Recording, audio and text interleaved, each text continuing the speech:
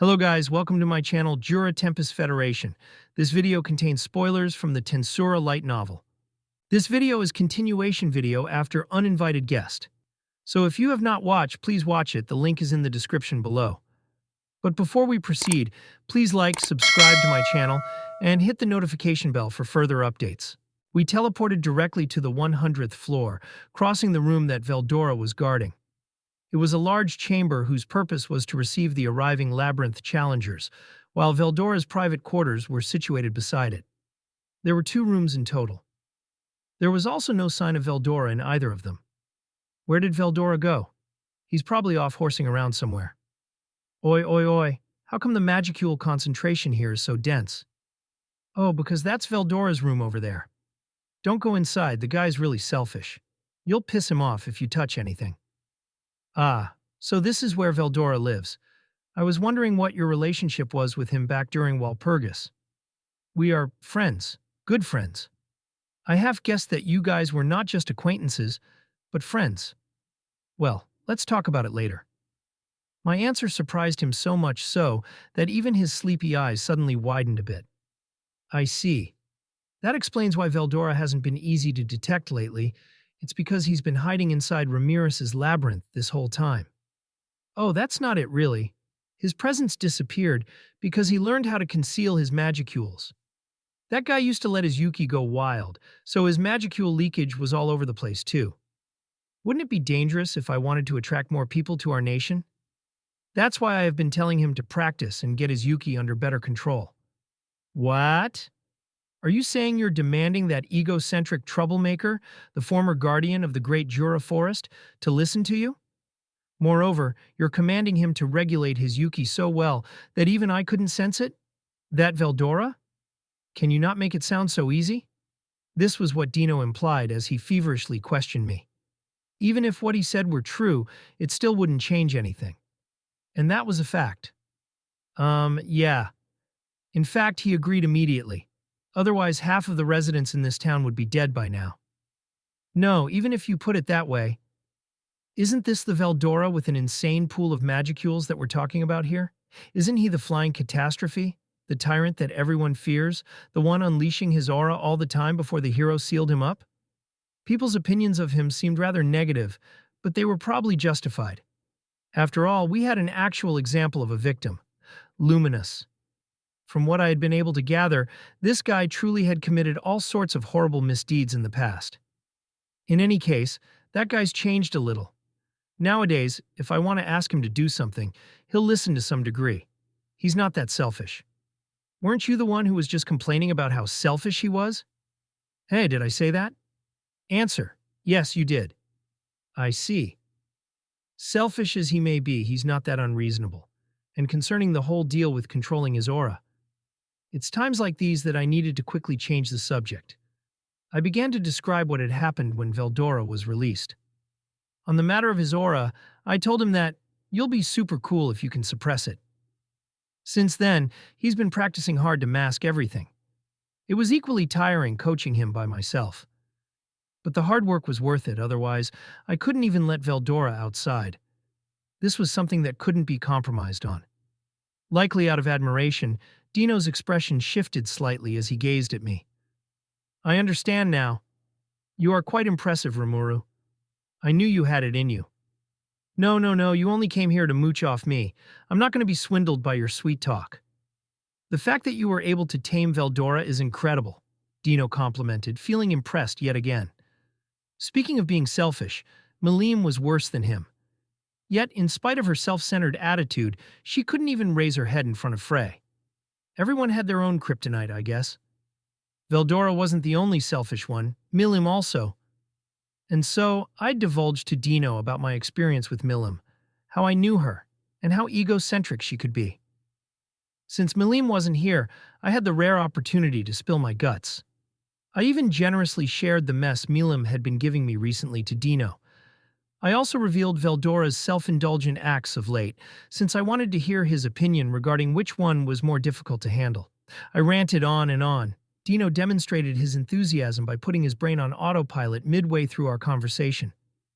I was going to ask him whether Melim or Veldora was more annoying, yet wound up with no answer. And so, I brought Dino to our research facility. I glanced around in the facility to discover Veldora, who I was looking for, helping Ramirez out. Evidently, he'd been toiling away today. Despite Ramirez ordering him all over the place, this dragon was surprisingly diligent. Veldora is working? See, told you.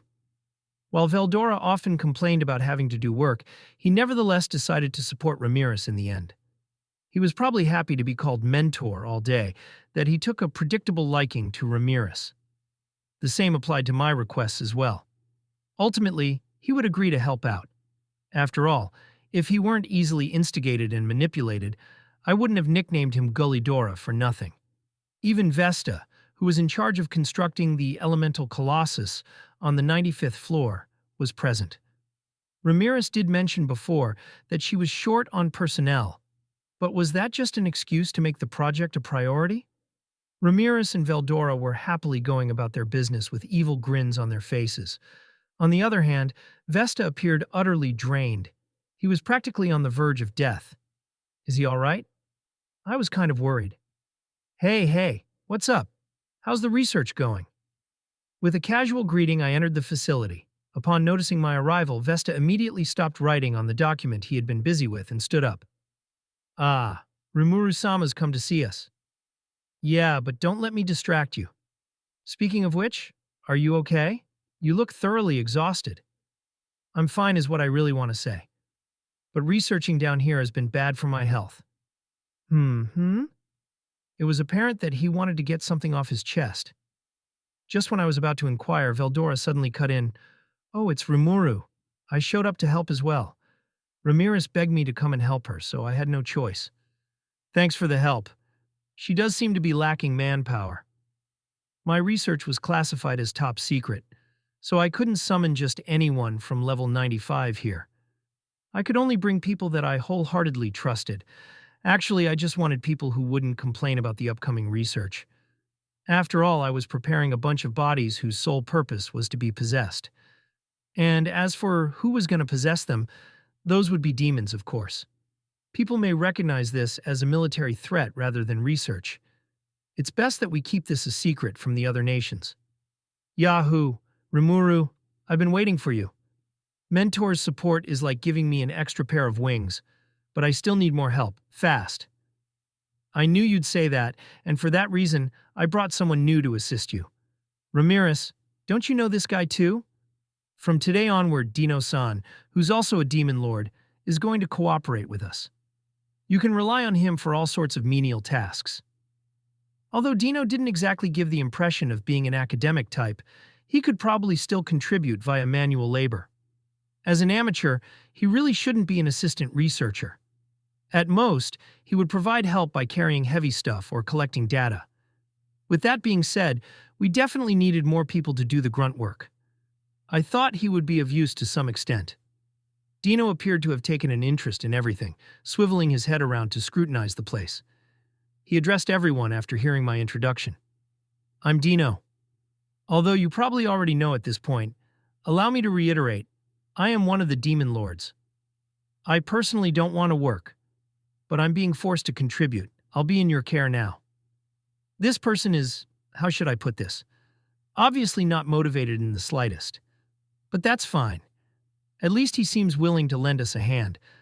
After a general exchange of greetings, I found out the reason why Vesta was down here, and the current circumstances of his visit.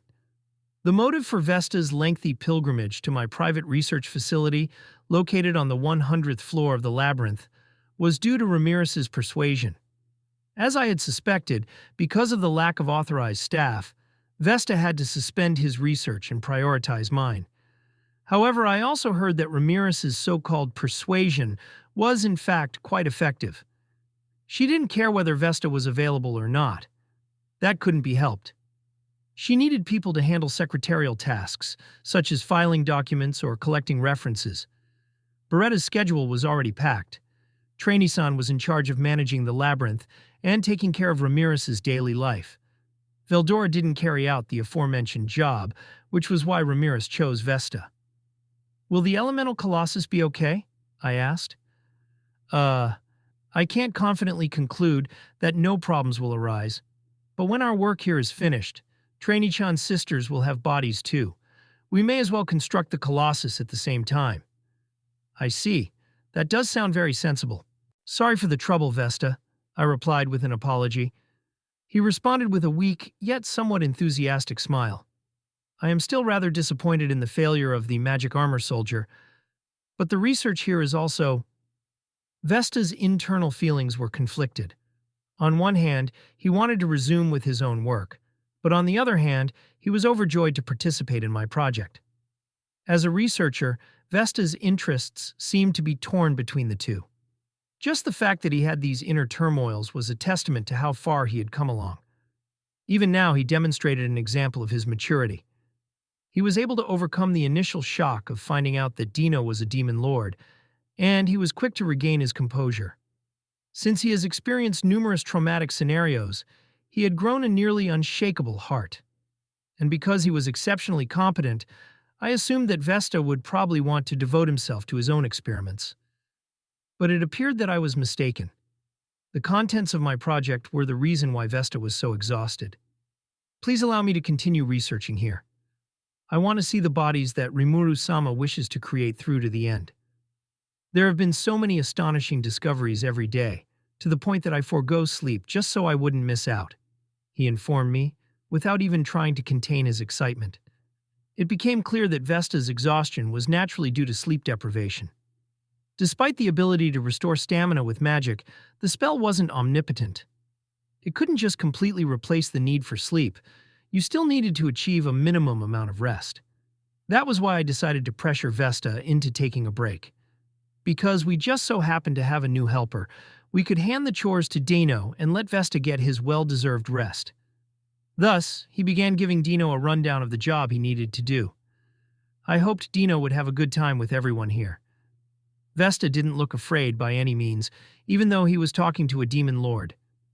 His explanation was both concise and natural. Then, Dino Dono, I know this is all very sudden, but you will be my assistant. Please don't me. Come now, we are short on time.